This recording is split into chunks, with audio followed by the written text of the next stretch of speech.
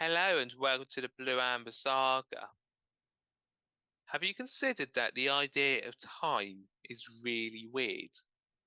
When you think about it, you have conventional time going by, like 60 minutes in an hour, there are 24 hours in a day, and then you have how it feels more relative and more personally to you.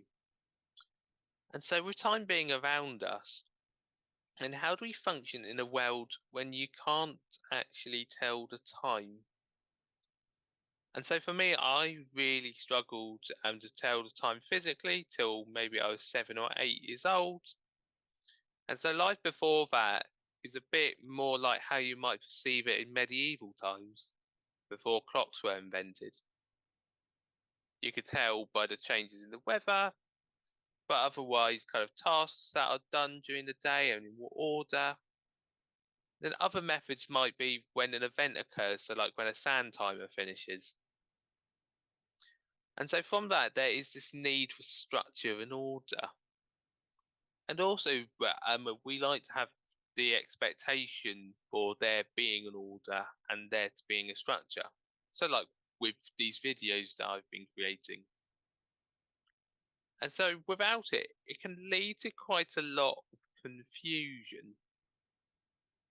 This is the Blue Amber Saga. Just kidding, but you get the point, and it can completely throw away the kind of sense of control and sense of what's going on. And so, no wonder structure is such an important thing in reducing anxiety, as well as the enjoyment of repetitive events for myself, as well as other people living with autism. However, this way of life only works to an extent. And so, here's kind of a few examples of this.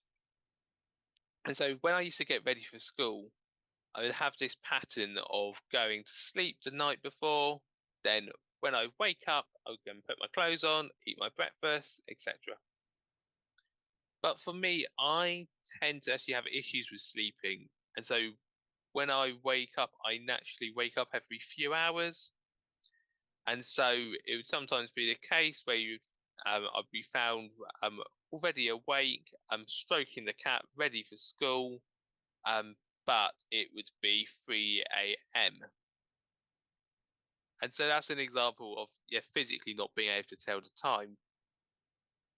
And then kind of a different example. So I had a friend who, when we used to do competitive swimming, they weren't able to actually come because the news channel weather report didn't actually happen that morning.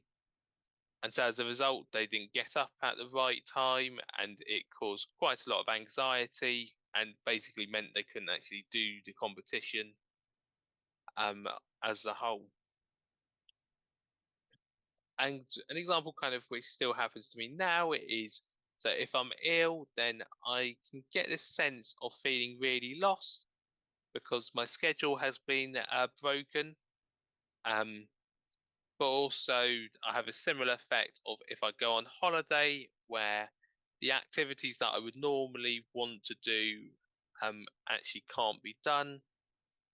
And so as well, it's really hard to imagine and to kind of create a new structure and schedule when your options are limited to what they would normally be. And from a kind of a different aspect of it, how it affects me personally, then for me, I feel time as a whole goes really fast. And I think that's partly because of the way that I process things and how it tends to be, a, yeah, I think a lot more faster than potentially with most people.